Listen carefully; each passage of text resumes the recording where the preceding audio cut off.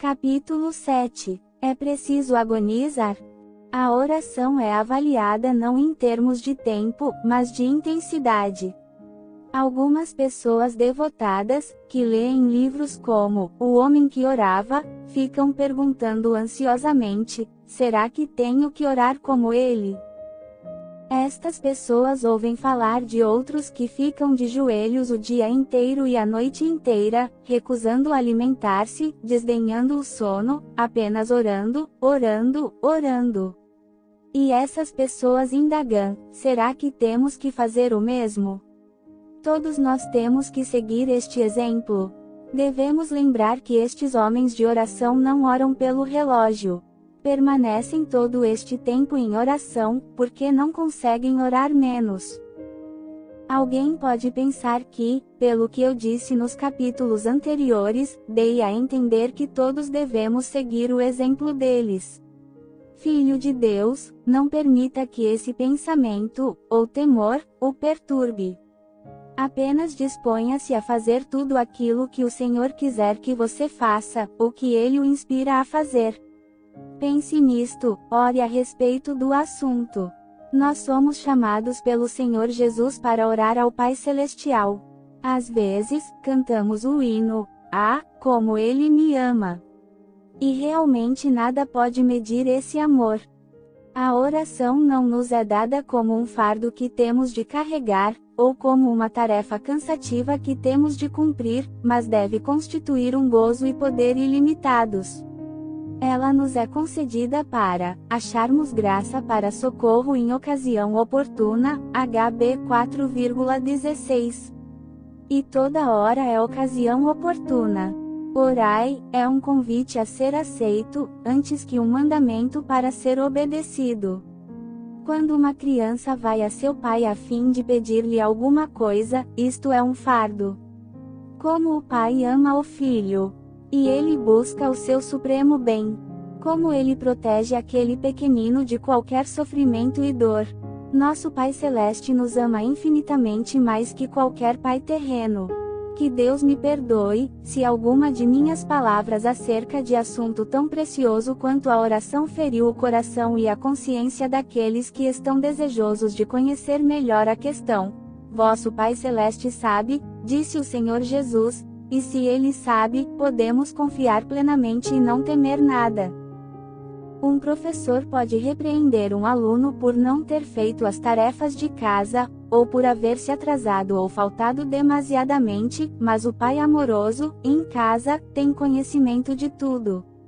Ele sabe do serviço dedicado que o rapaz presta no lar, onde a doença ou a pobreza colocam tantas ocupações em seu caminho.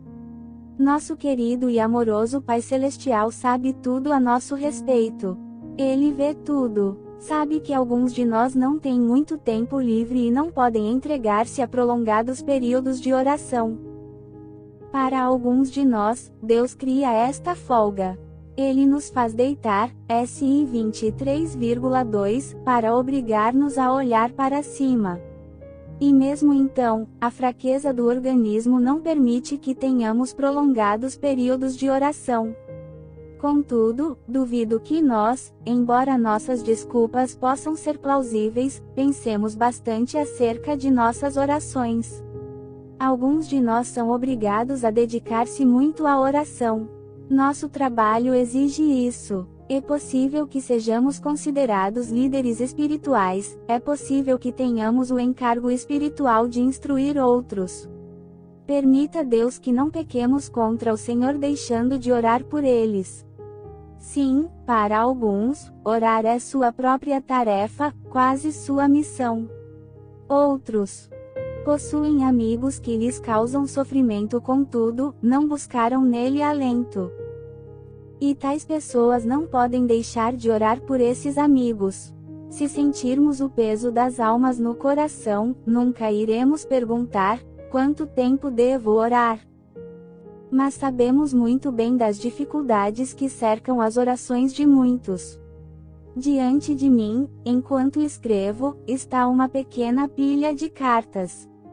Todas estão cheias de desculpas e protestos de amizade e argumentos, isto é verdade.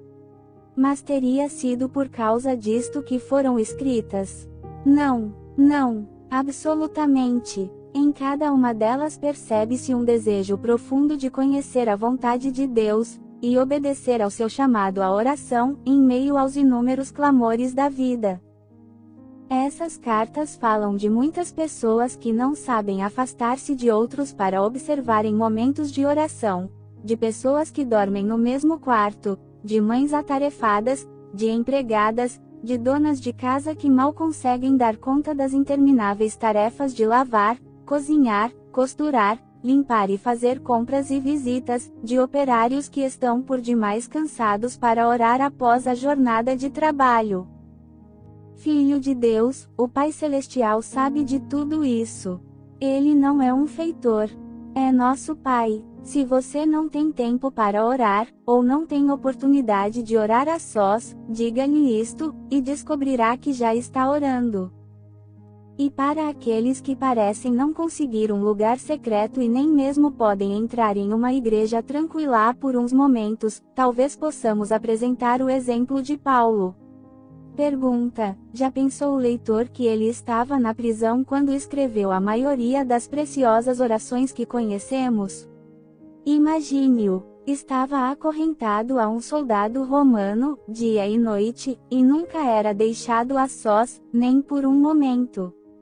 Epáfras esteve com ele parte do tempo, e foi contagiado pelo fervor em oração demonstrado por seu mestre.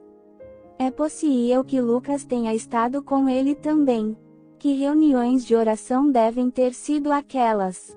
Não havia a mínima possibilidade de orarem em secreto. Não, mas quanto devemos às orações dessas mãos acorrentadas que se erguiam para o alto? É possível que nunca possamos estar realmente a sós, ou quando pudermos, talvez sejam raras as vezes, mas nossas mãos não estão atadas em corrente, nem nosso coração, e nem nossos lábios tampouco. Pergunta: podemos arranjar tempo para orar? Posso estar enganado, mas creio firmemente que não é da vontade de Deus que a maioria das pessoas, talvez que todas as pessoas, passem tanto tempo em oração, a ponto de prejudicar a saúde, por insuficiência de sono ou alimentação. Para muitos é impossível, por causa de debilidade física, permanecer longo tempo no espírito de oração intensa. A posição que tomamos para orar é irrelevante. Deus nos ouvirá quer oremos ajoelhados, de pé, assentados, caminhando ou trabalhando.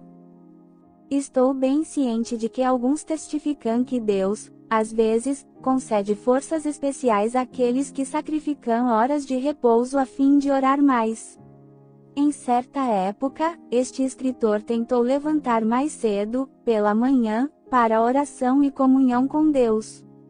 Depois de algum tempo, percebeu que o trabalho diário estava perdendo em intensidade e eficiência, e também que tinha dificuldade em manter-se desperto, nas primeiras horas da noite.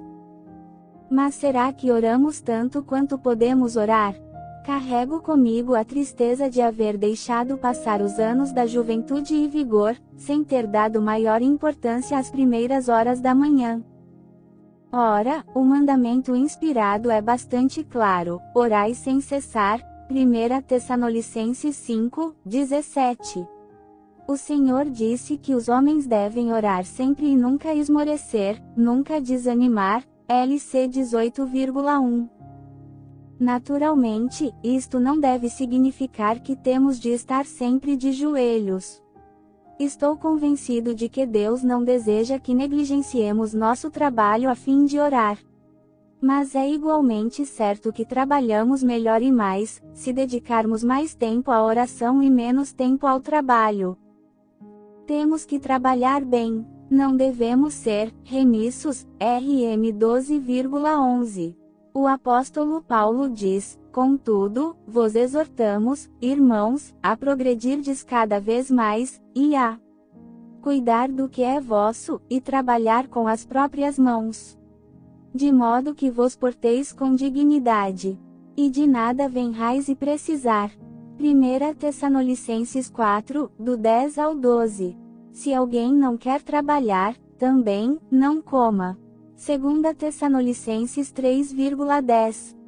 Mas não existem inúmeras oportunidades, durante o dia, de elevar mãos santas, ou, pelo menos, corações santos, em oração ao Pai.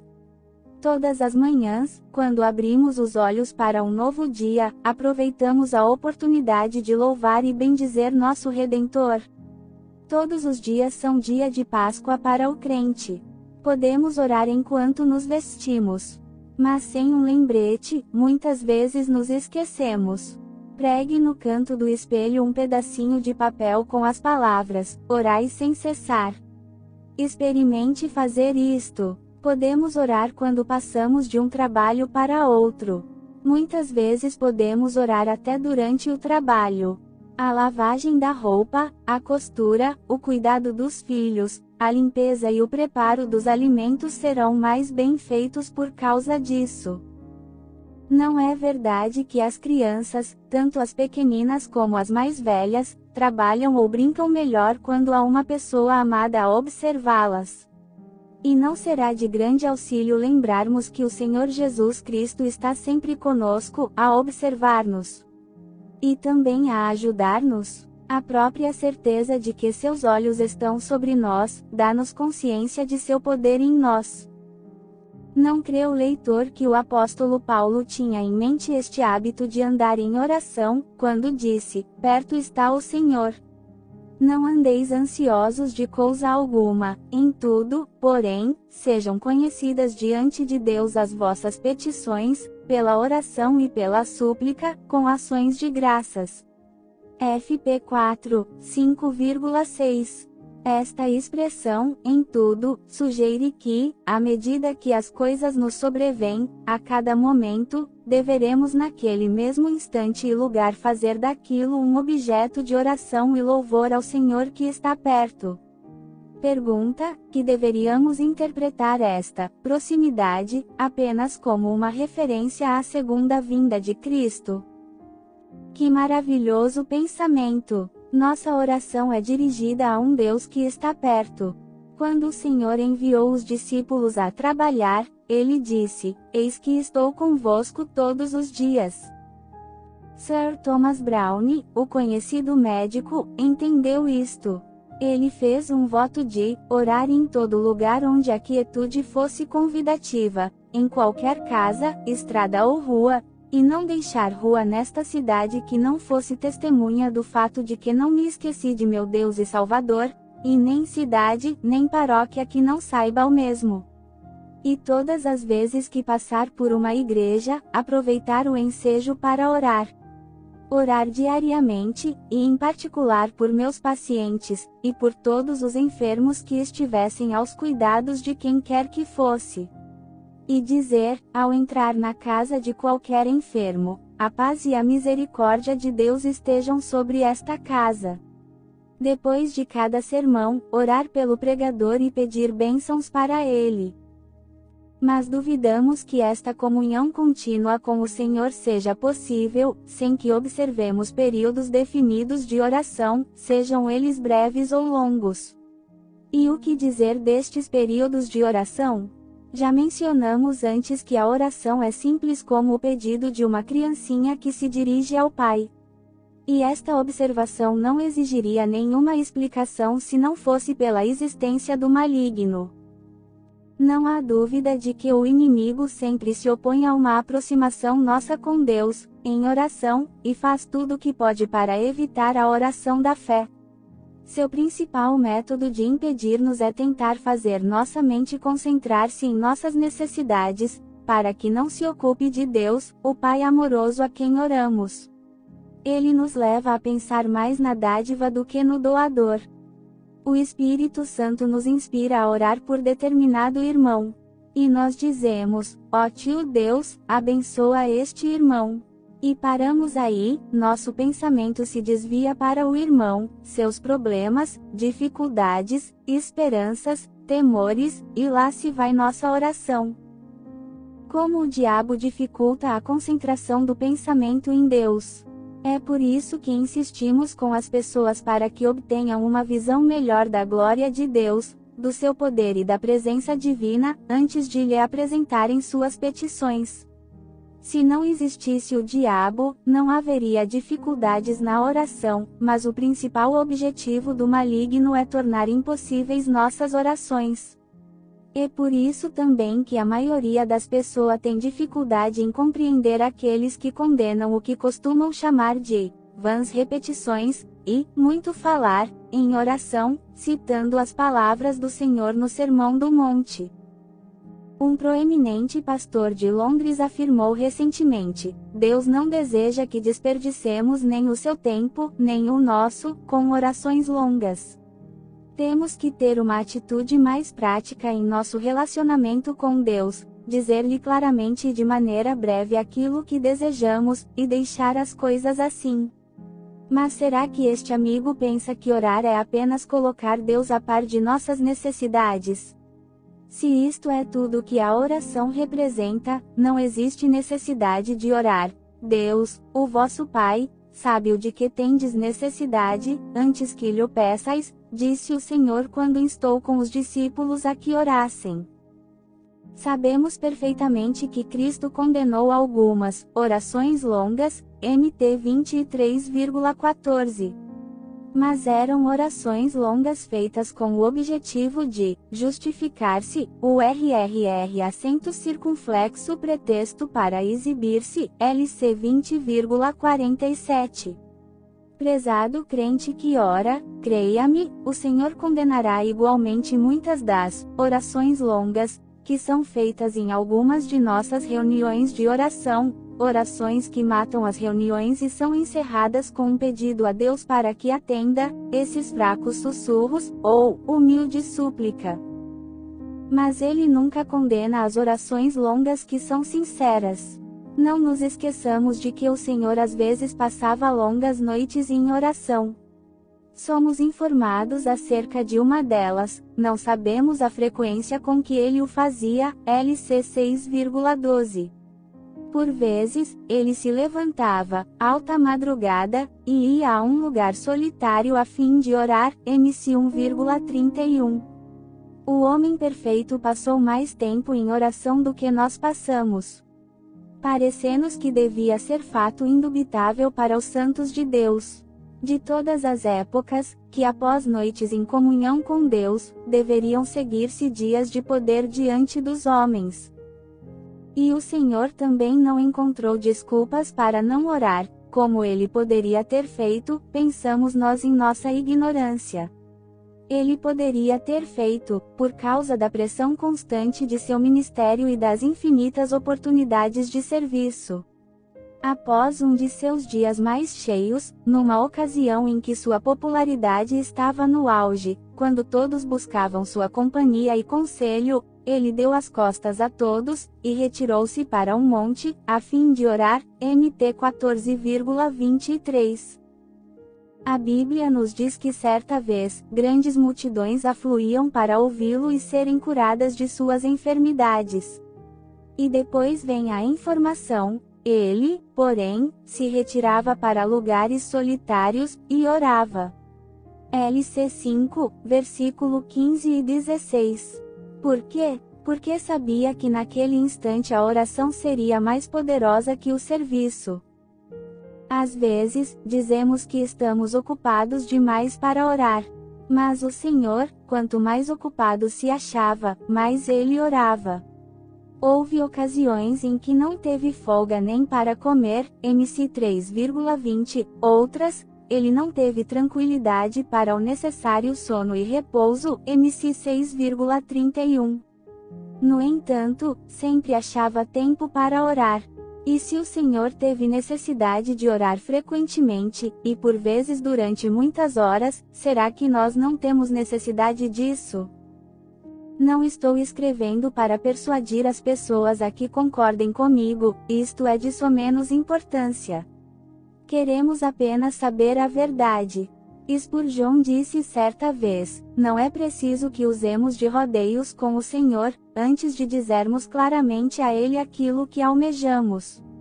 Nem é necessário que tentemos usar linguagem refinada, mas peçamos a Deus as coisas de que precisamos de maneira simples e direta. Acredito em orações práticas, isto é, orações em que apresentamos a Deus uma promessa que Ele nos deu em Sua palavra, e esperamos que seja cumprida, com a mesma certeza com que esperamos receber uma certa quantia em dinheiro quando vamos ao banco descontar um cheque. Não pensaríamos em ir ao banco, e ficar a andar pelos guichês, conversando com os caixas a respeito de tudo, menos do motivo que nos levou ali, e depois regressar sem o dinheiro de que precisávamos. Em vez disso, apresentamos ao caixa a promessa de pagamento de determinada quantia ao portador, e lhe dizemos como queremos o dinheiro, conferimos as notas e depois saímos dali para atender aos nossos interesses. Isto é uma ilustração do método pelo qual deveríamos sacar suprimentos do banco dos céus. Maravilhoso! Mas, por favor, sejamos bem definidos em nossas orações, e certamente deixemos de lado a eloquência, se é que temos alguma. Por favor, evitemos conversas desnecessárias, e cheguemos a Deus em fé, esperando receber. Mas será que o caixa me entregaria o dinheiro com a mesma prontidão, se visse, ao meu lado, um bandido forte, bem armado e de má catadura, em que reconhecera um terrível criminoso, esperando para arrebatar-me o dinheiro antes mesmo que minhas mãos o segurassem? Será que ele não esperaria até que o bandido se fosse? E isto não é um quadro imaginário. A Bíblia ensina que, de uma forma ou de outra, Satanás pode impedir nossas orações e atrasar a resposta. O apóstolo Pedro não menciona aos cristãos coisas que podem interromper suas orações. 1 Pedro 3,7 Nossas orações podem ser interrompidas. A todos os que ouvem a palavra do reino, e não a compreendem, vem o maligno e arrebata o que lhes foi semeditimo coração. MT 13,19. As Escrituras nos dão um exemplo, provavelmente um entre muitos, de uma situação em que o diabo atrasou, durante 3 semanas uma resposta de oração. Mencionaremos isto apenas para mostrar a necessidade da oração repetida, da perseverança em oração, e também para chamar a atenção para o extraordinário poder que Satanás possui. Referimos-nos a Daniel 10, versículo 12 e 13. Não temas, Daniel, porque desde o primeiro dia, em que aplicaste o coração a compreender e a humilhar-te perante o teu Deus, foram ouvidas as tuas palavras, e por causa das tuas palavras é que eu vim. Mas o príncipe do reino da Pérsia me resistiu por 21 dias, porém, Miguel, um dos primeiros príncipes, veio para ajudar-me, e eu obtive vitória sobre os reis da Pérsia. Não podemos subestimar esta oposição satânica, nem a sua interferência em nossas orações. Se o certo fosse pedir a Deus apenas uma vez uma promessa, ou bênção que cremos ser-nos necessária, estes capítulos nunca teriam sido escritos. Será que não devemos repetir nenhuma petição? Por exemplo, sei que Deus não deseja a morte do pecador. Portanto, dirijo-me abertamente a Ele e lhe peço: Senhor, salva meu amigo. Devo orar novamente pela conversão desse amigo? George Miller orou diariamente, e mais de uma vez por dia, durante 60 anos, pela conversão de um amigo seu. Mas que esclarecimentos a Bíblia nos dá acerca de orações práticas? O Senhor narrou 2 parábolas para ensinar a persistência e a perseverança na oração. Um homem foi à casa de um amigo, à meia-noite, e pediu-lhe 3 pães, e recebeu o quanto precisava, por causa de sua importunação, ou persistência, isto é, seu desacanhamento, que é o significado literal da palavra. LC 11,8. A viúva que importunou o juiz iníquo, com suas contínuas idas à sua presença, conseguiu, por fim, a reparação solicitada. E o Senhor acrescenta: não fará Deus justiça aos seus escolhidos, que a Ele clamam dia e noite, embora pareça demorado em defendê-los? LC 18,7. E como o Senhor Jesus se agradou da pobre mulher Ciro-Fenícia que não queria aceitar suas recusas e réplicas como a resposta final. Por causa de sua contínua petição, ele disse: 0 mulher, grande é a tua fé. Faça-se contigo como queres. MT 15,28. Nosso querido Senhor, em sua agonia no Getsêmani, achou necessário repetir sua oração. Deixando-os novamente, foi orar pela terceira vez, repetindo as mesmas palavras. MT 26,44. E o apóstolo Paulo, também, o apóstolo da oração, pediu a Deus várias vezes para remover o espinho na carne. Por causa disso 3 vezes pedi ao Senhor que o afastasse de mim.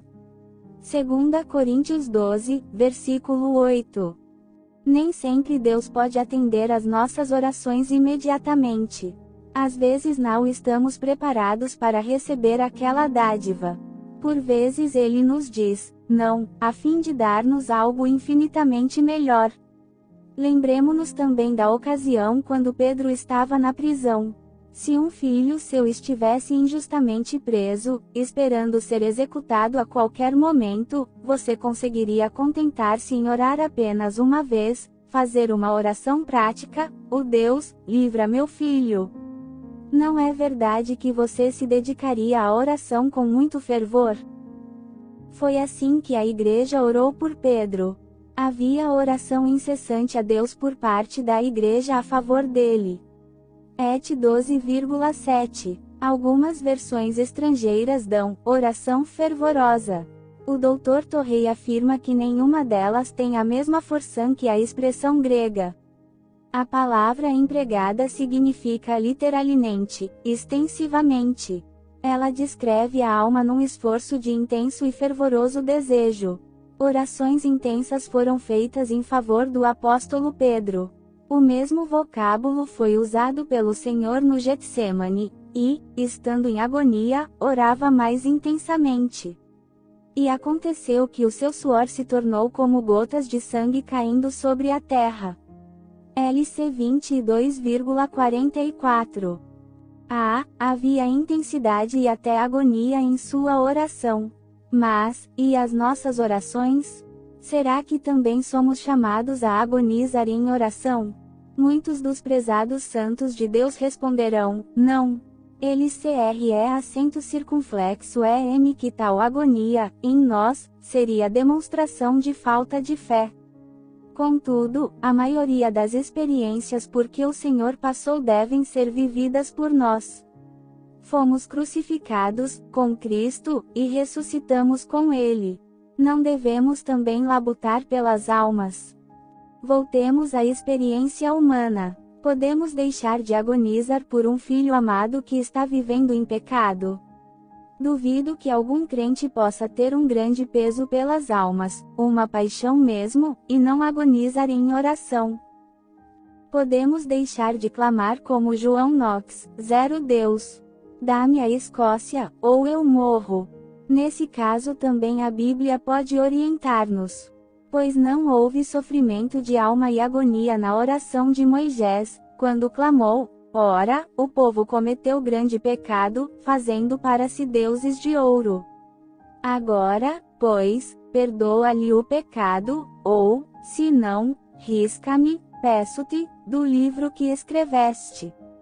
É acento circunflexo x32, versículo 31 e 32.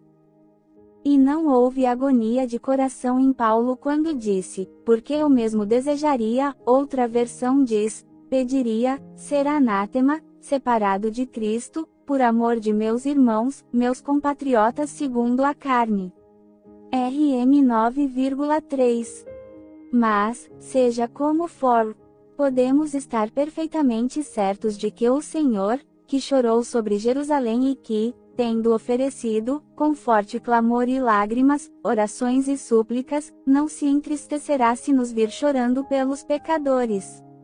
Antes, é possível que seu coração se alegre ao ver que agonizamos por causa do mesmo pecado que o entristeceu. Na verdade, é provável que o baixo número de conversões seja devido justamente à falta de agonia em oração. Somos informados de que, Sião, antes que lhe viessem as dores, deu à luz seus filhos.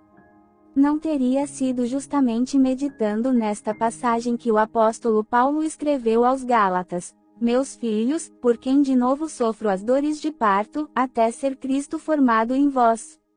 GL 4,19. E isto não se aplica verdadeiramente a filhos espirituais? Ah, como nosso coração às vezes é frio! Como nos entristecemos pouco pelos perdidos! E ainda nos atrevemos a criticar aqueles que agonizam por causa deles. Que Deus tal não permita! Não, realmente existe o que se chama lutar em oração. Não porque Deus não esteja desejoso de atender, mas por causa da oposição dos dominadores deste mundo tenebroso, EF 6,12. A palavra usada no sentido de luta, em oração significa combate. Este combate não é travado entre nós e Deus, pois que Ele está em harmonia com nossos desejos. O combate é contra o maligno, embora este já seja um inimigo derrotado, 1 João 3,8. Ele deseja frustrar nossas orações. Porque a nossa luta não é contra o sangue e a carne, e, sim, contra os principados e potestades, contra os dominadores deste mundo tenebroso, contra as forças espirituais do mal, nas regiões celestes. EF 6,12. Nós também nos encontramos nestas regiões celestes em Cristo, EF 1,3, e é somente em Cristo que podemos obter a vitória. Nossa luta pode ser na esfera do pensamento, para evitar que aceitemos as sugestões mentais de Satanás, e para mantermos nossos pensamentos fixados em Cristo, o Salvador, isto é, vigiando e orando, EF 6,18, vigiando em oração. Somos confortados pelo fato de que o Espírito, semelhantemente, nos assiste em nossa fraqueza, porque não sabemos orar como convém, RM 8,26. Como ele nos assiste e nos ensina, se não pelo exemplo e por preceitos? Como é que ele ora? O mesmo Espírito intercede por nós sobremaneira com gemidos inexprimíveis.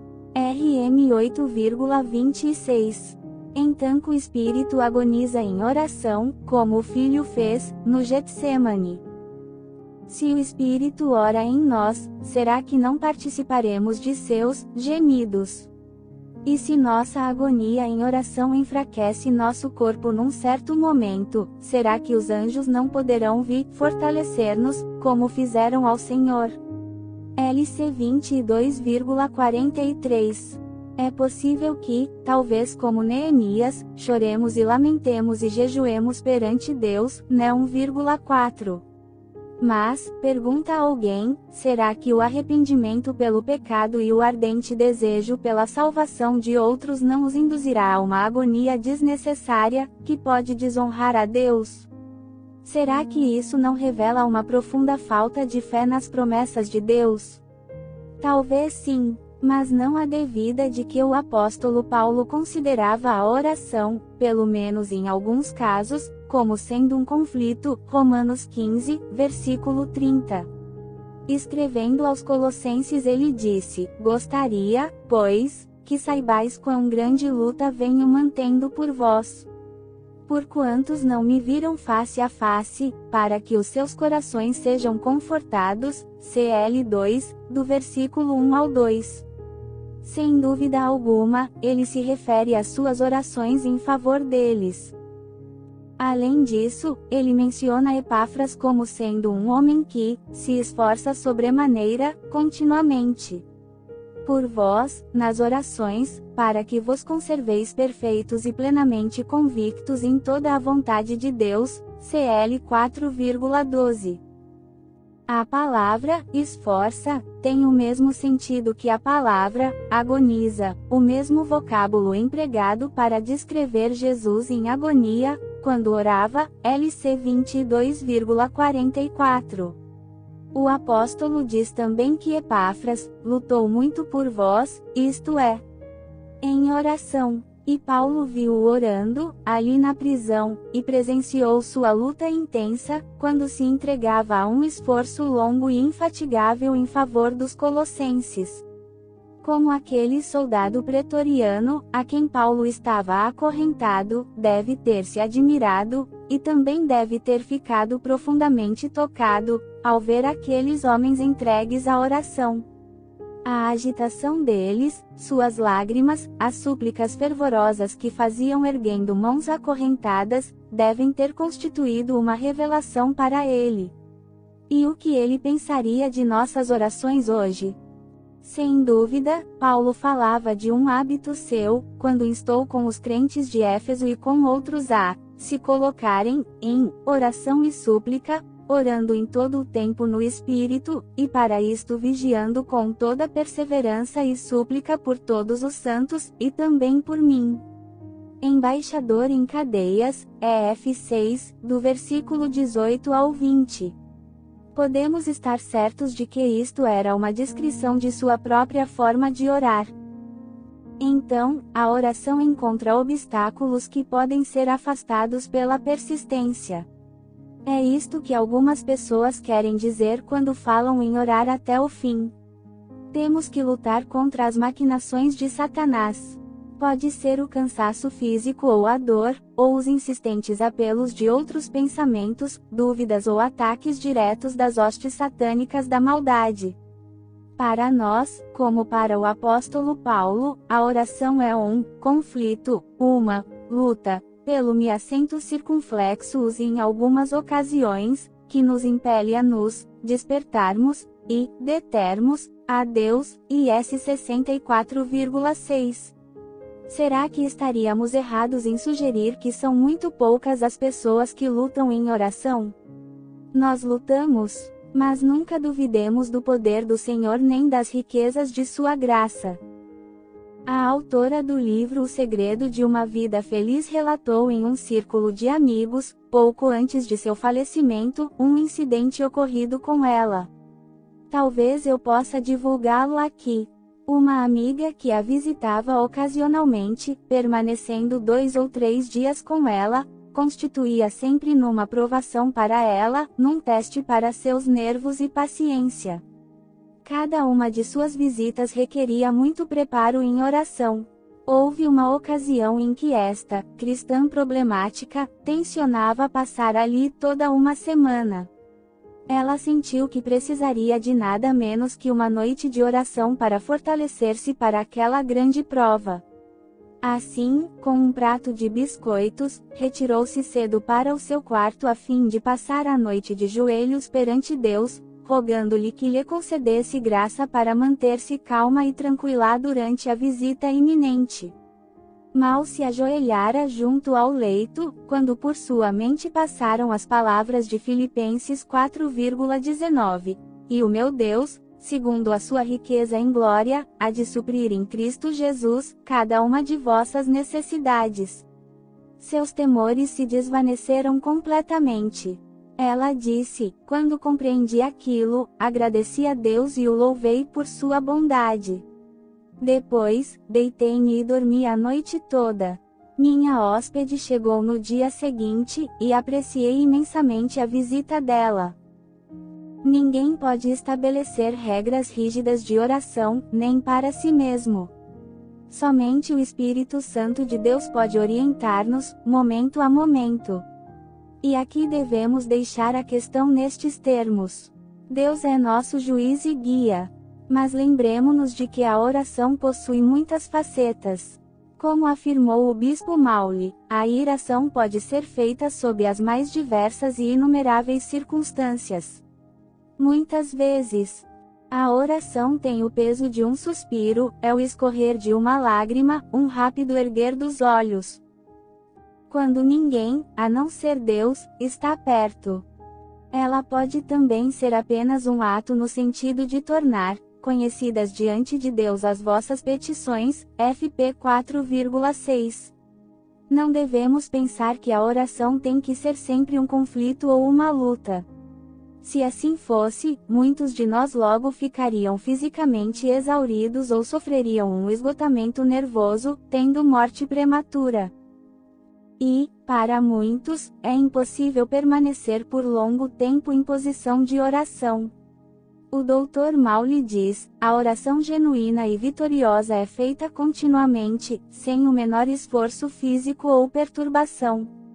Muitas vezes é na mais profunda quietude de alma e corpo que ela tem seu maior alcance. Mas existe outro lado nesta questão. A oração nunca deve ser indolentemente fácil, por mais simples e confiante que seja. Ela deve ser uma importante comunicação entre o homem e Deus. Capítulo 8. Deus sempre responde às orações. Chegamos a uma das mais importantes perguntas que uma pessoa pode fazer. Muita coisa depende dessa resposta. Pergunta: não nos esquivemos a um confronto justo e franco com esta questão. Deus sempre responde às orações? Naturalmente, todos reconhecemos que Ele responde à oração, responde algumas orações, algumas vezes. Mas Ele responde à oração verdadeira. Algumas chamadas orações Ele não responde, porque não as ouve. Quando seu povo se rebelou, Ele disse: quando multiplicais as vossas orações, não as ouço. Is 1, versículo 15. Mas o Filho de Deus deve esperar resposta para suas orações. É intenção de Deus que toda oração seja respondida, e nenhuma oração verdadeira deixa de causar seu efeito no céu. Todavia, aquela maravilhosa declaração de Paulo: tudo é vosso, e vós de Cristo, 1 Coríntios 3, do 22 ao 23, parece tão clara e tragicamente falsa para a maioria dos crentes. Contudo, não deveria ser assim. Tudo é nosso, mas muitos de nós não tomam posse de seus bens. Os proprietários do Monte Morgan, na Austrália, trabalharam arduamente no terreno durante anos, conseguindo que aquele solo estéril produzisse apenas o suficiente para levarem uma existência miserável, sem saber que, sob seus pés, havia uma das maiores minas de ouro do mundo. Ali estava uma riqueza imensa, nunca sonhada, nunca imaginada. Era deles, todavia, não entraram na posse dela. O crente, porém, conhece as riquezas de Deus em glória, em Cristo Jesus, mas não parece saber como poderá obtê-las. O Senhor nos diz que elas estão lá para serem solicitadas. Que Ele nos dê a todos uma compreensão certa das leis da oração. Quando dizemos que nenhuma oração verdadeira fica sem resposta, não estamos afirmando que Deus sempre nos concede aquilo que pedimos. Pergunta: já viu o leitor um pai que seja tão insensato a ponto de agir assim com um filho? Não entregamos a nosso filho um ferro incandescente, se ele nos pedir. As pessoas ricas devem ser muito cautelosas e não permitirem que seus filhos tenham muito dinheiro no bolso. Ora, se Deus nos desse tudo o que pedimos, seríamos nós quem governaríamos o mundo, e não Ele. E certamente devemos confessar que não temos capacidade para tal. Além do mais, é absolutamente impossível que o mundo tenha mais de um governante. A resposta de Deus para nossa oração pode ser sim ou não. E também pode ser, espere, pois é possível que Ele esteja tencionando dar-nos uma bênção muito maior do que imaginamos, uma resposta que afetará outras pessoas além de nós. Às vezes, a resposta de Deus é não. Mas isto não significa necessariamente que exista pecado conhecido e voluntário na vida da pessoa, embora possa haver sinais de ignorância. Ele disse não ao apóstolo Paulo algumas vezes, 2 Coríntios 8. Na maioria dos casos, este não é ocasionado por nossa ignorância ou egoísmo ao fazer o pedido.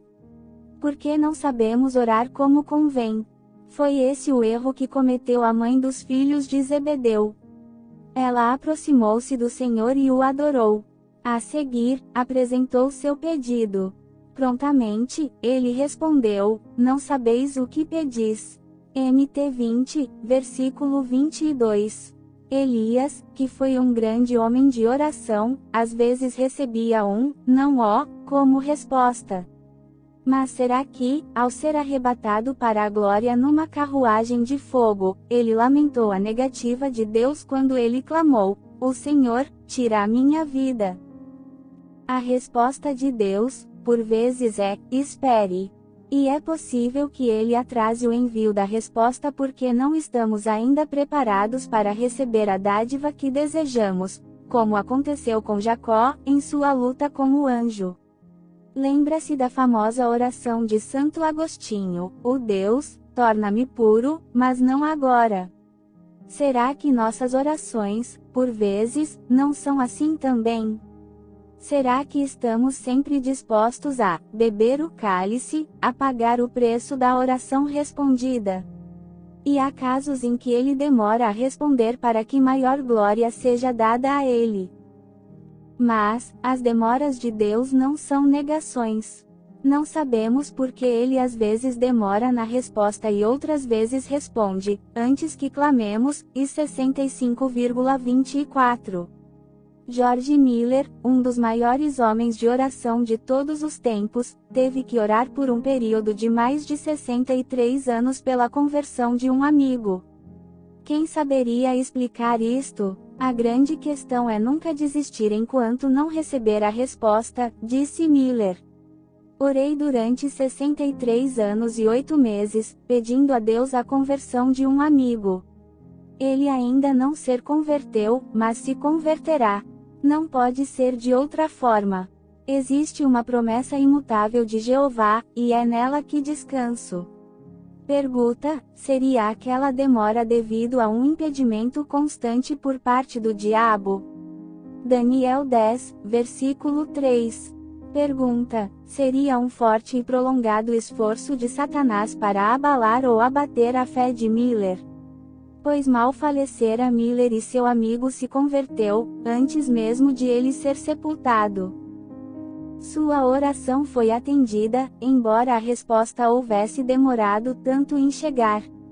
Tantas das orações de George Miller foram atendidas, que não é de se admirar que ele tenha exclamado certa vez: como é, terno, cheio de graça e condescendente aquele com quem temos de tratar.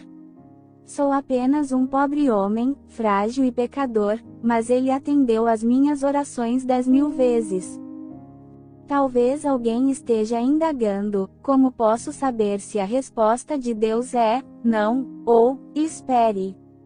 Podemos estar certos de que ele não permitirá que oremos 63 anos para receber um não. A oração de Miller, tantas vezes repetida, estava baseada na certeza de que Deus não deseja a morte do pecador, deseja que todos os homens sejam salvos, 2 Timóteo 2, versículo 4. Enquanto escrevo, o correio entrega-me uma ilustração desta verdade. Veio-me uma carta de uma pessoa que raramente me escreve, e que nem ao menos sabe meu endereço. Seu nome é conhecido de todos os obreiros cristãos da Inglaterra. Uma pessoa amada foi acometida de certa enfermidade. Pergunta: será que ele deveria continuar orando para que ela se curasse? A resposta de Deus é: não. Ou pode ser: continue orando e espere. Meu amigo escreve: recebi uma orientação divina clara com relação a esta pessoa. Que era da vontade de Deus que ela fosse levada. E achei consolo na rendição e submissão à sua vontade. Tenho muitos motivos para louvar a Deus. Horas depois, Deus levou aquele ente querido para estar consigo em sua glória.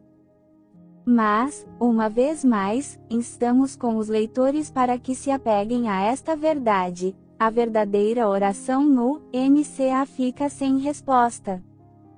Se examinássemos mais nossas orações, poderíamos orar com mais sabedoria. Isto pode parecer um mero chavão. Mas estamos dizendo, porque alguns crentes parecem pôr de lado o bom senso e o raciocínio, quando oram. Um pouco de reflexão nos mostrará que Deus não pode atender algumas orações. Durante a guerra, todas as nações oravam pedindo a vitória. Contudo, é perfeitamente óbvio que nem todos os países poderiam ser vitoriosos. Duas pessoas que vivem juntas podem orar, uma pedindo chuva e outra pedindo tempo bom. Deus não pode conceder ambas as coisas, ao mesmo tempo. Mas a fidelidade nesta questão da oração. Tem menor que em mente estas maravilhosas promessas do Senhor, e quase nos maravilhamos com elas, com a amplitude de seu objetivo, com a plenitude de seu intento, a dimensão da expressão, tudo aquilo. Muito bem, seja Deus verdadeiro. Romanos 3, versículo 4, e ele sempre será verdadeiro. Não pare para perguntar se Deus atendeu a todas as minhas petições. Ele não atendeu. Se tivesse dito, sim, a algumas delas, isto teria significado maldição, ao invés de bênção. E se houvesse respondido a outras, inteligentes, teria ocorrido uma impossibilidade espiritual: eu não era digno das dádivas que buscava. Se Deus houvesse atendido a algumas de minhas petições, eu teria abrigado orgulho espiritual e autossatisfação. Como estas coisas estão claras agora, à luz do Espírito Santo de Deus. Quando olhamos para trás e comparamos nossa oração fervorosa e ardente com o serviço pobre e indigno que realizamos, e a nossa falta de verdadeira espiritualidade, é que enxergamos como era impossível para Deus conceder-nos todas as coisas que Ele gostaria de conceder-nos. Muitas vezes, era como pedir a Deus que colocasse o oceano de seu amor num coração do tamanho de um dedal. E, no entanto, Deus deseja abençoar-nos com todas as bênçãos espirituais. Como o querido Salvador deve clamar muitas vezes: quantas vezes quis eu, e vós não o quisestes. Mateus 23, versículo 37. E o mais lamentável em tudo isso é que muitas vezes pedimos e não recebemos por causa de nosso demérito, e depois nos queixamos de que Deus não responde às nossas orações.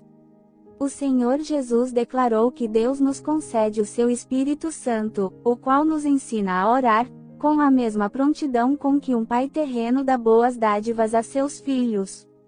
Mas nenhuma dádiva será boa, se o filho não estiver preparado para fazer uso dela. Deus nunca nos dá algo que não podemos ou não queremos utilizar para sua glória, e não estou me referindo a talentos, pois podemos malbaratá-los ou enterrá-los, mas aos dons espirituais. Perguntas: você já viu algum pai dar a um filho uma lâmina de barbear, se este lhe pedir uma, na esperança de que ele cresça e aprenda a usá-la bem? Não é verdade que o pai diz ao filho: espere até que você esteja mais velho, ou maior, ou mais sábio, ou mais forte.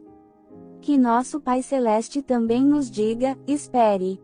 Mas, por causa de nossa ignorância e cegueira, certamente, muitas vezes devemos dizer: por teu amor, recusa, Senhor, aquilo que tu vires. Que minha fraqueza irá malbaratar.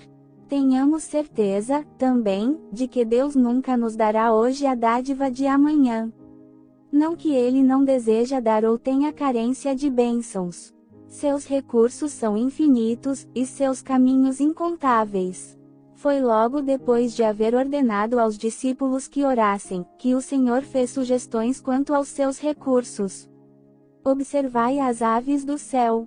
Contudo vosso Pai Celeste as sustenta. Mt 6,26.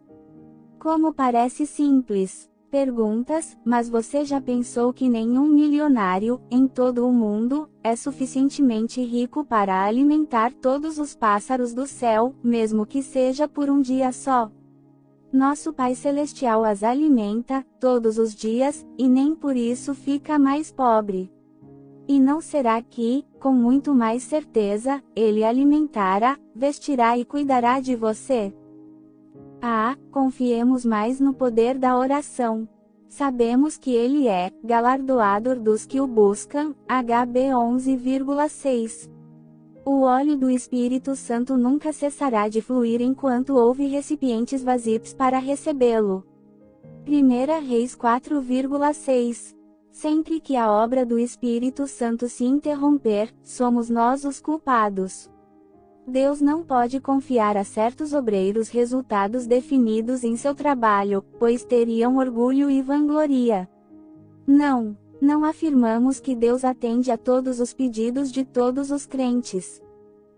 Como já vimos em um dos capítulos anteriores, deve haver pureza de coração, de motivos e de desejos. Se quisermos orar em seu nome, Deus é maior que suas promessas, e muitas vezes dá mais do que pedimos ou merecemos, mas Ele nem sempre age assim.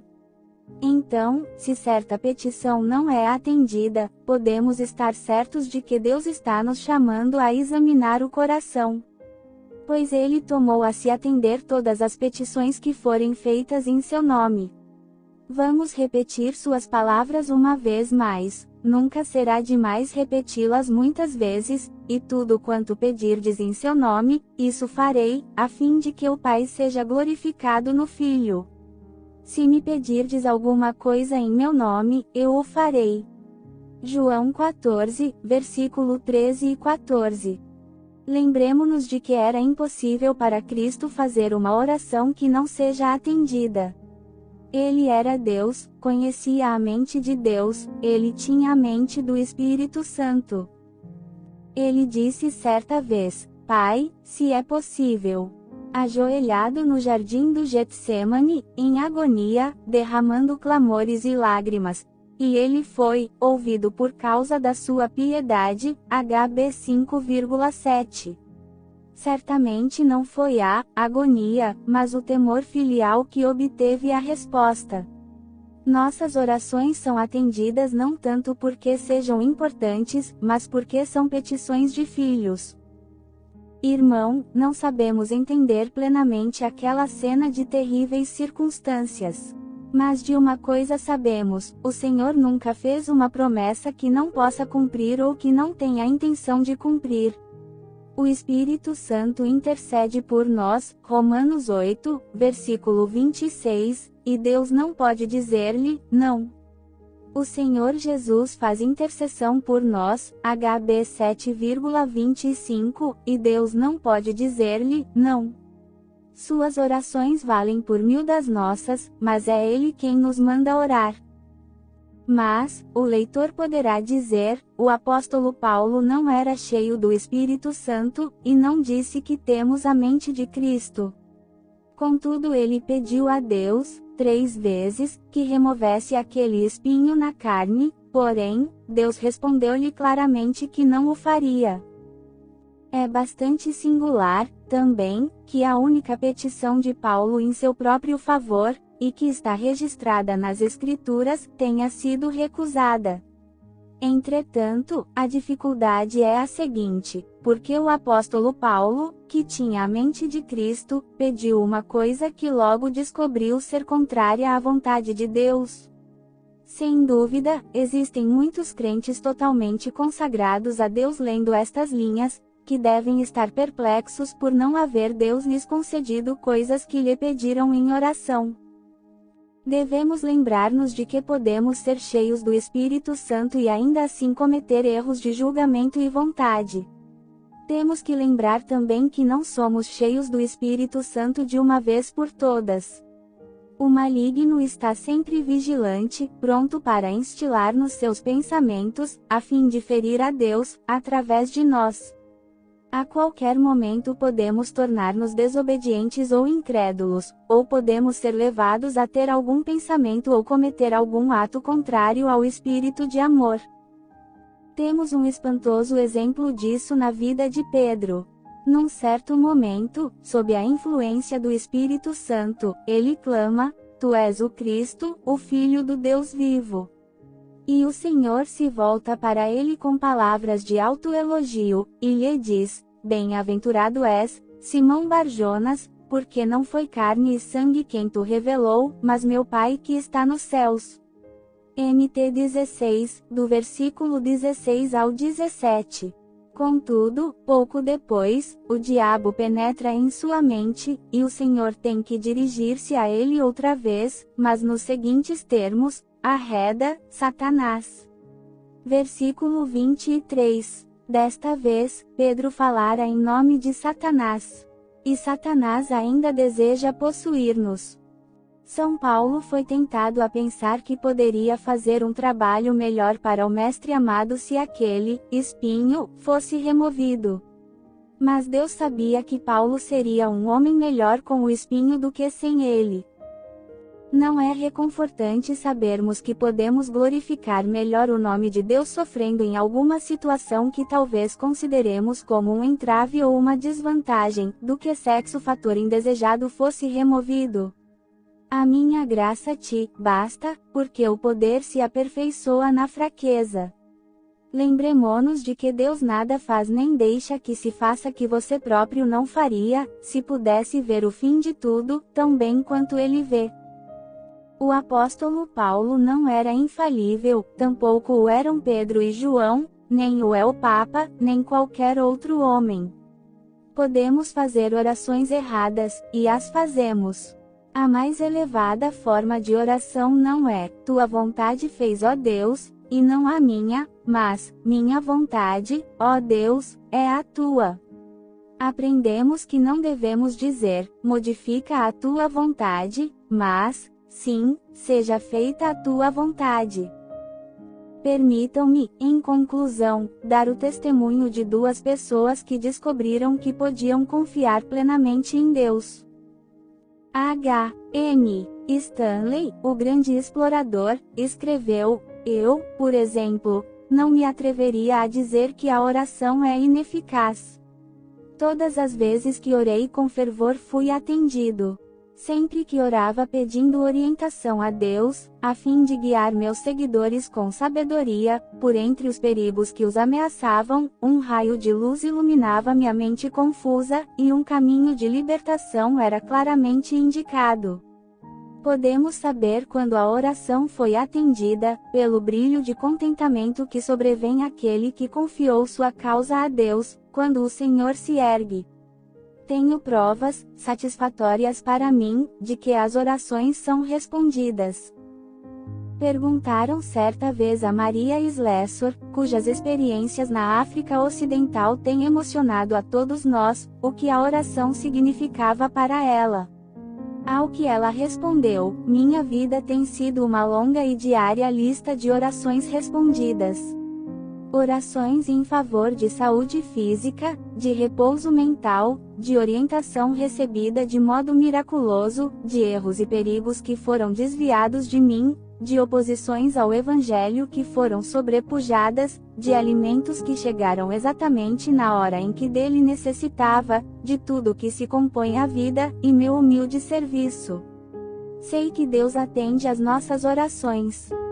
Capítulo 9. Respostas de oração. A mera natureza humana escolheria um título mais pomposo para este capítulo. Notáveis respostas de oração, maravilhosas respostas, admiráveis respostas.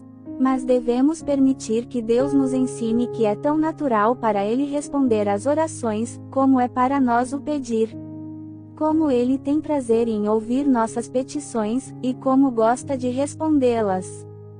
Quando ouvimos falar de uma pessoa rica que resolveu distribuir alguns presentes entre os pobres, ou pagar um déficit arrasador de alguma junta missionária, exclamamos: que coisa boa é ter-se a possibilidade de fazer uma coisa destas. Bem, se é verdade que Deus nos ama, e sabemos que é verdade, você não acha que Ele terá grande prazer em dar-nos aquilo que pedimos? Portanto, devemos contar um ou dois exemplos de respostas de oração, para que tenhamos maior incentivo para chegar ao trono da graça. Deus realmente salva as pessoas por quem oramos. Experimente. Conversando sobre este assunto com um homem de oração algum tempo atrás, ele indagou-me de repente, perguntando: "Você conhece a igreja tal?" "Conheço muito bem. Já estive lá várias vezes." "Deixe-me contar-lhe algo que se passou quando eu morava naquele lugar. Realizávamos uma reunião de oração todos os domingos antes do culto das 8 horas da manhã horas. Certo dia, quando nos erguíamos dos joelhos, um dos presentes disse: "Pastor, gostaria que orassem por meu filho. Ele já tem 21 anos, e há muito tempo não vem à igreja." O pastor respondeu: "Creio que podemos ficar mais uns 5 minutos." Todos se ajoelharam novamente, e fizeram uma oração fervorosa em favor do rapaz. Embora ninguém tivesse mencionado nada a ele, o moço compareceu ao culto naquela mesma noite. Houve algo no sermão que falou ao seu coração e o convenceu de pecado.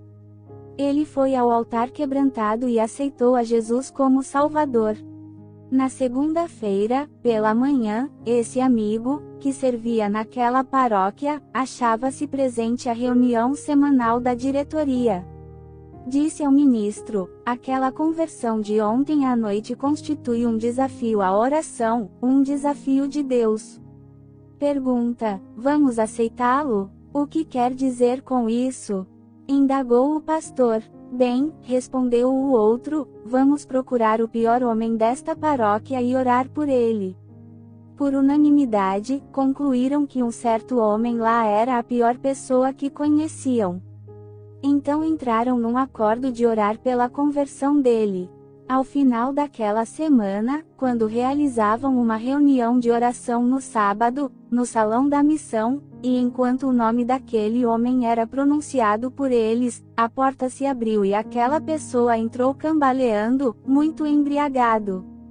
Nunca estivera naquele salão antes.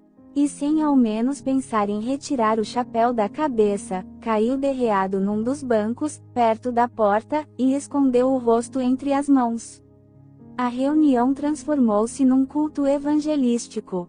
Mesmo como estava, completamente bêbado, ele buscou o Senhor que o buscava. E nunca mais voltou atrás em sua decisão. Hoje ele é um dos melhores obreiros da região. Por que não oramos pelos amigos não convertidos? É possível que não nos deem atenção quando instamos para que se convertam, mas não poderão impedir-nos de orar por eles. Se 2 ou 3 se unirem em oração pela salvação da pior pessoa, verão o que Deus fará. Fale com Deus, e depois confie nele. O Senhor opera de forma maravilhosa, como também realiza suas maravilhas de modos misteriosos. Dan Crawford contou-nos recentemente que quando regressava ao campo missionário após um período de férias, tinha bastante pressa de chegar ali. Em certo lugar, porém, precisavam atravessar um rio que estava cheio demais, e transbordando. Nenhum barco tinha condições de fazê-lo. Então, ele e seu grupo acamparam por perto, e começaram a orar. Um incrédulo que os visse poderia até zombar deles. Como poderia Deus transportá-los para o outro lado do rio?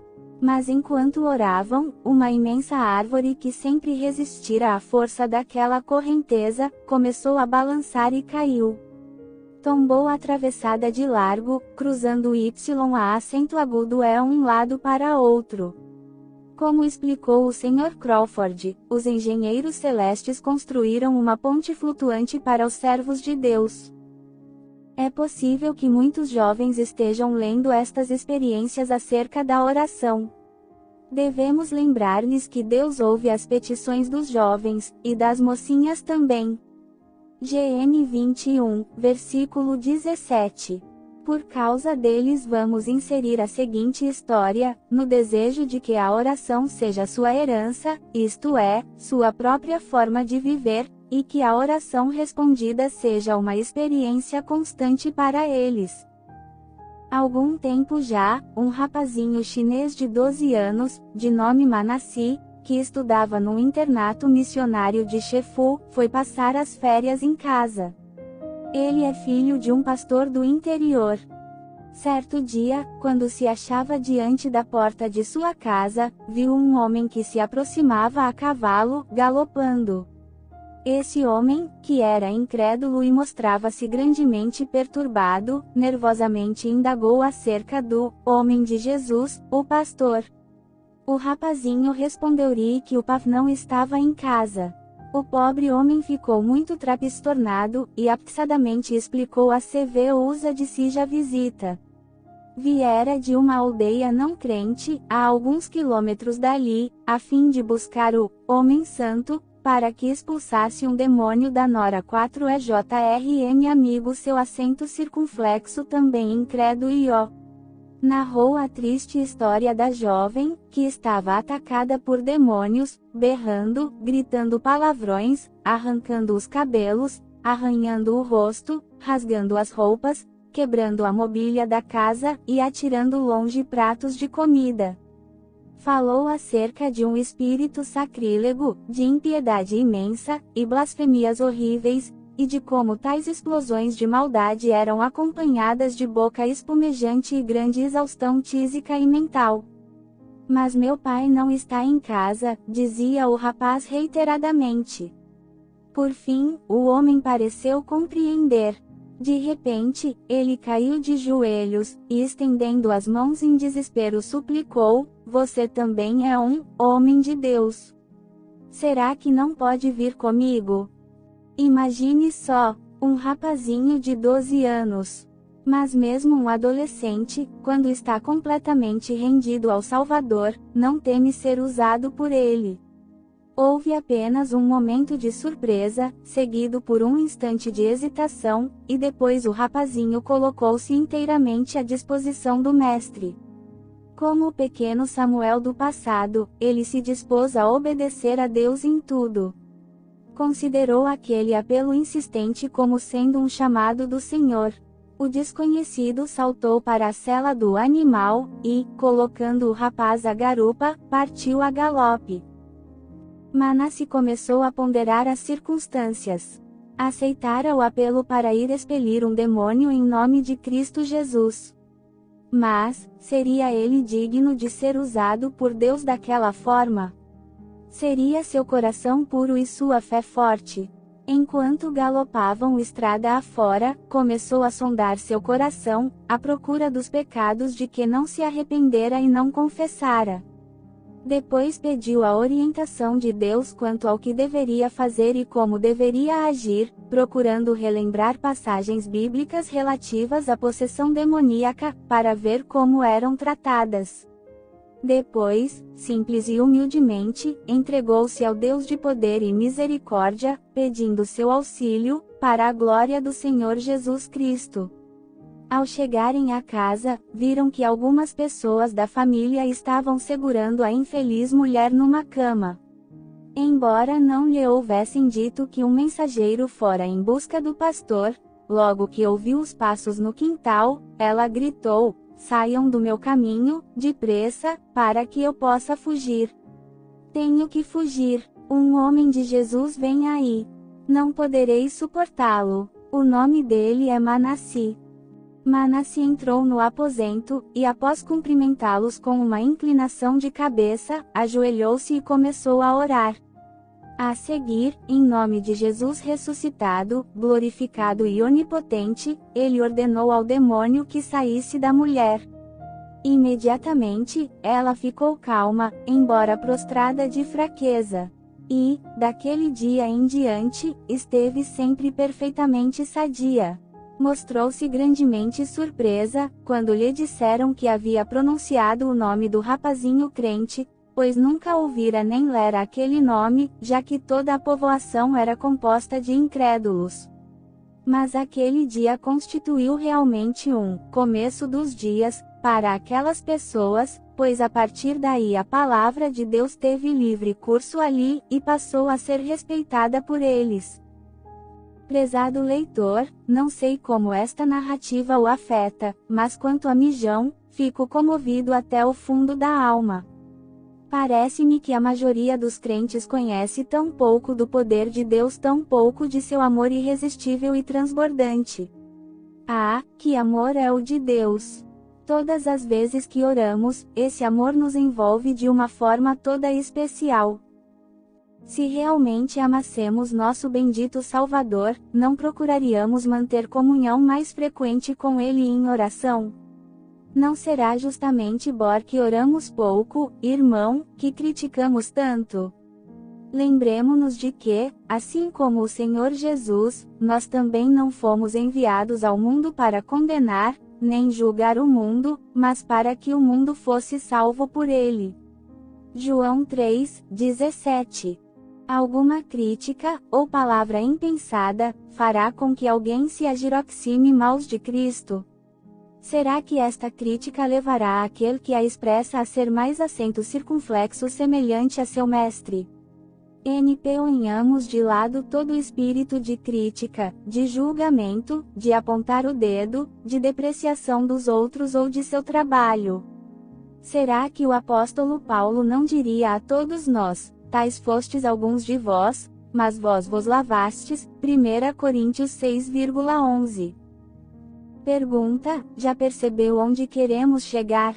Todas as inclinações más e as falhas que descobrimos nos outros são causadas pelo diabo.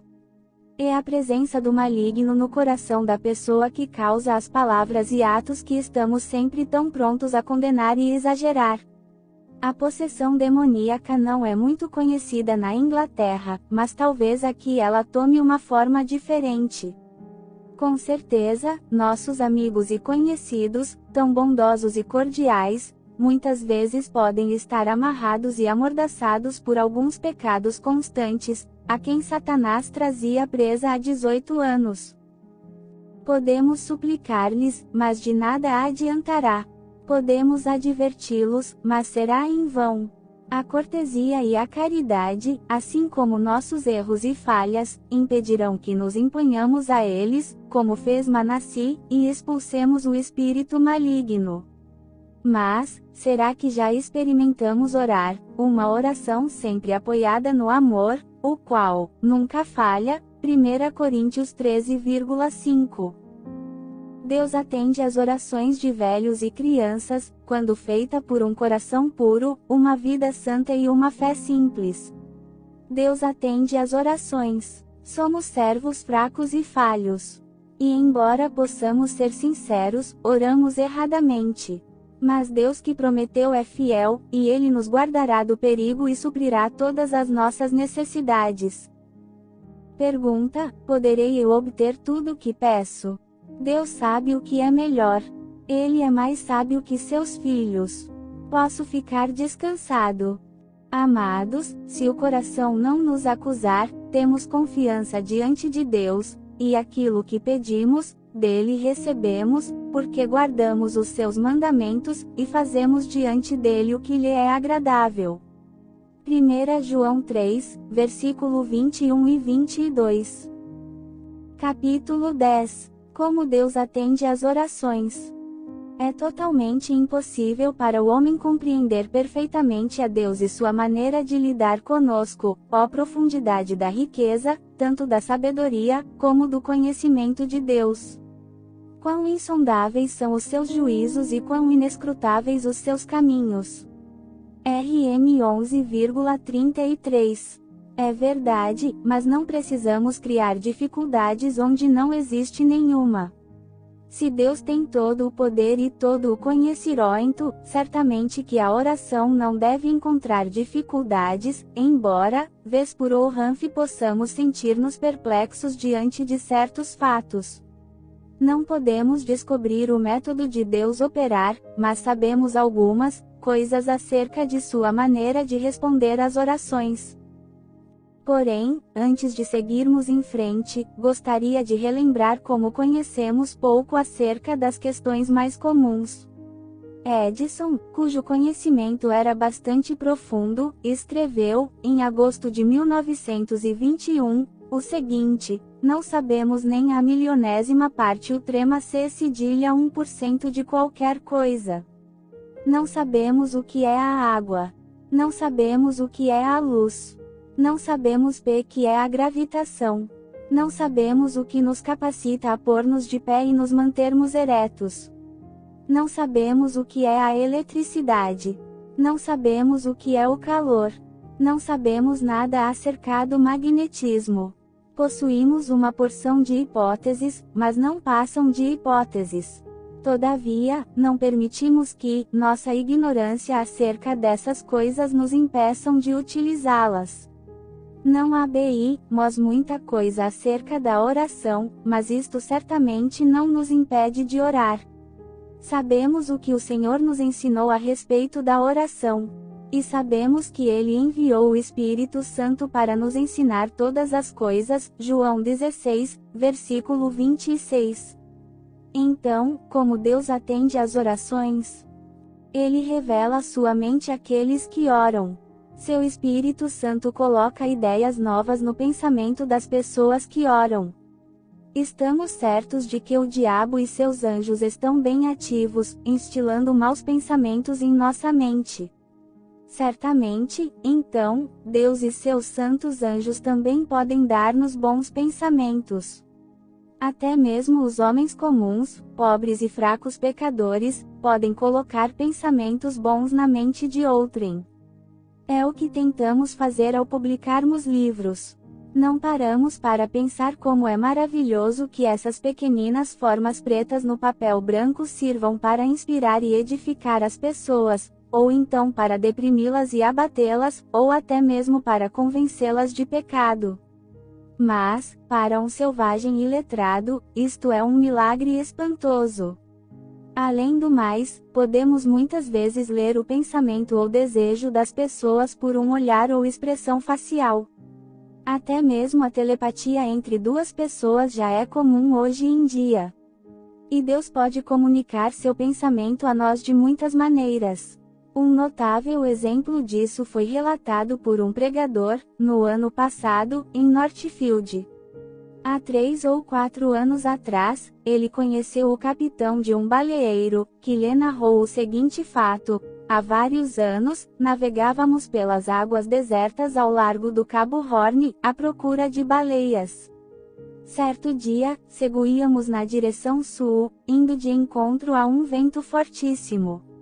Ficamos lutando a manhã toda, tentando de um modo ou de outro, mas conseguindo muito pouco progresso. Cerca de 11 horas da manhã, achava-me no leme, quando me ocorreu o seguinte pensamento: por que ficar forçando o barco contra estas ondas? Provavelmente, a mesma quantidade de baleias que há para o sul, há também para o norte. Talvez fosse bom navegarmos com o vento, ao invés de contra ele. Ante esta ideia súbita, mudei o curso do barco, e passei a dirigir-me para o norte. 1 hora depois, ao meio-dia, o vigia que se achava no topo do mastro, gritou: botes à vista! E pouco depois chegávamos junto de 4 botes salva-vidas, nos quais estavam 14 marinheiros, únicos sobreviventes de um navio que se incendiara totalmente, havia 10 dias. Aqueles homens haviam estado à deriva em seus botes desde então, orando desesperadamente para que Deus lhes enviasse socorro. Chegamos bem a tempo de salvá-los. Eles não teriam sobrevivido nem mais um dia.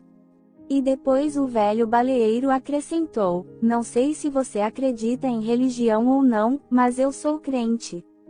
E todos os dias pela manhã faço uma oração a Deus para que me use no sentido de auxiliar alguém, e estou certo de que naquele dia foi Deus quem colocou em minha mente a ideia de mudar o curso do barco. Aquela ideia salvou 14 vidas.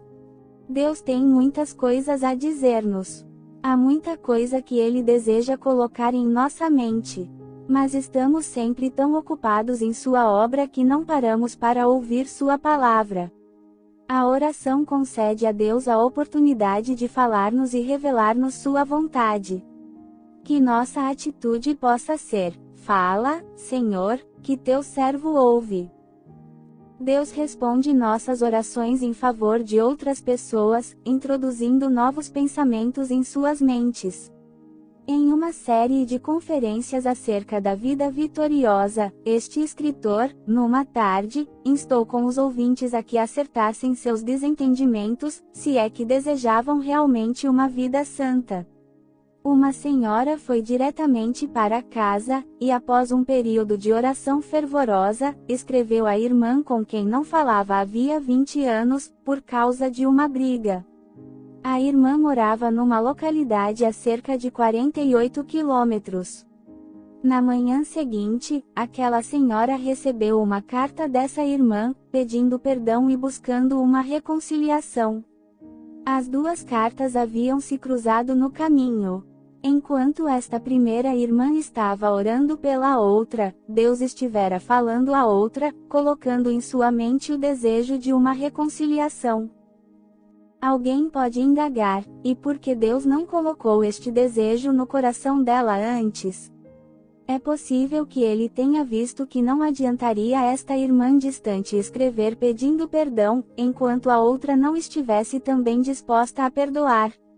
Mas permanece o fato de que quando oramos por outros, de uma forma ou de outra, isto abre o caminho para que Deus influencie aqueles por quem oramos. Deus precisa de nossas orações, senão não pediria que oracemos. Algum tempo atrás, no fim de uma reunião de oração semanal, uma mulher crente pediu aos presentes que orassem por seu marido incrédulo, que não desejava nem aproximar-se de um salão de cultos. O dirigente sugeriu que orassem ali mesmo, naquele instante.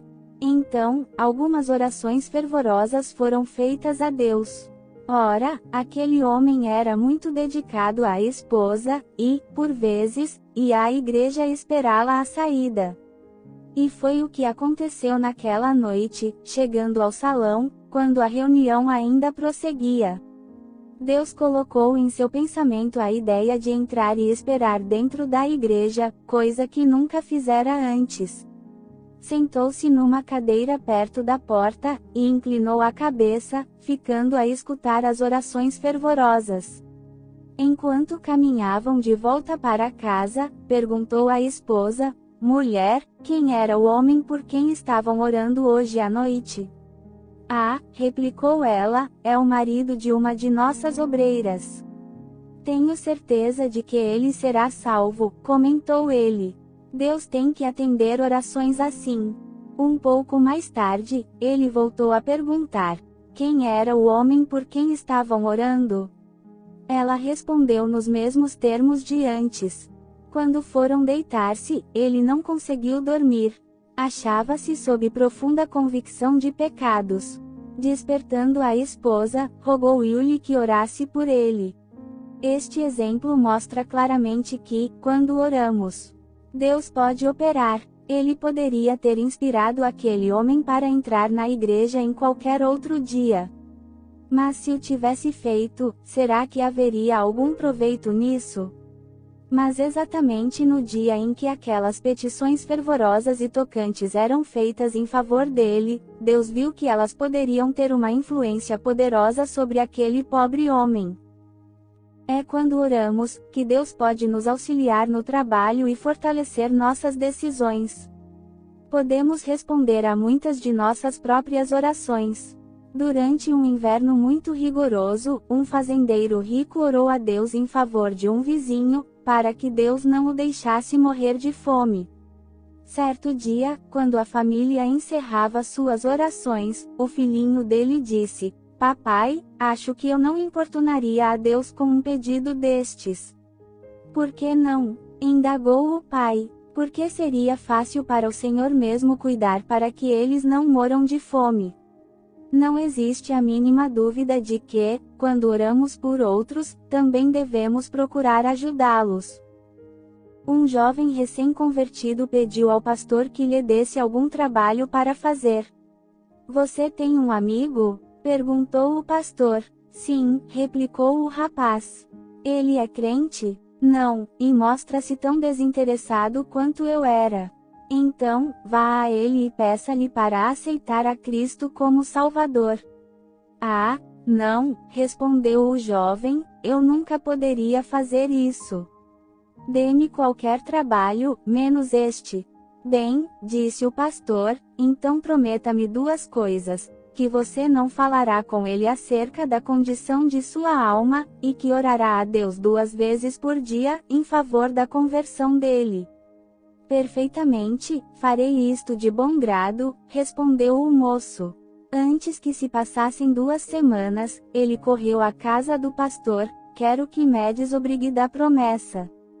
Tenho que falar ao meu amigo, suplicou ele. Depois que começara a orar, Deus lhe dera forças para testemunhar.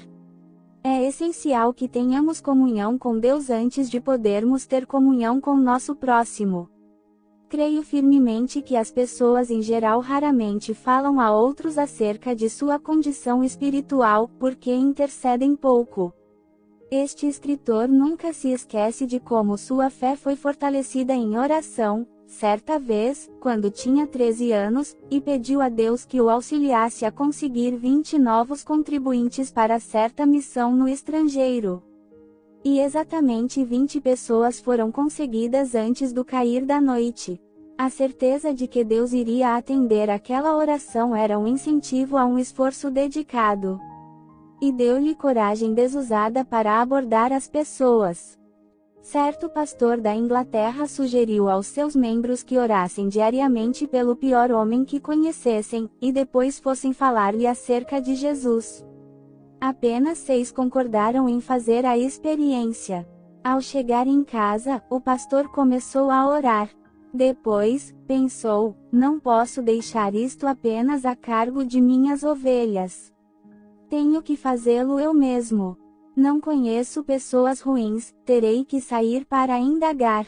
Aproximou-se de um homem com ar de valentão, que encontrou na rua, e perguntou: você é o pior homem desse bairro?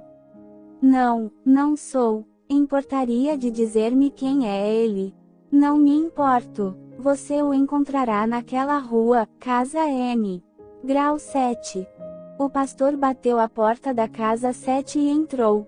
Estou procurando o pior homem de minha paróquia. Disseram-me que ele poderia ser o senhor. Perguntou: quem lhe disse isso? Traga-o aqui e lhe direi quem é o pior homem. Então, quem é pior do que o senhor?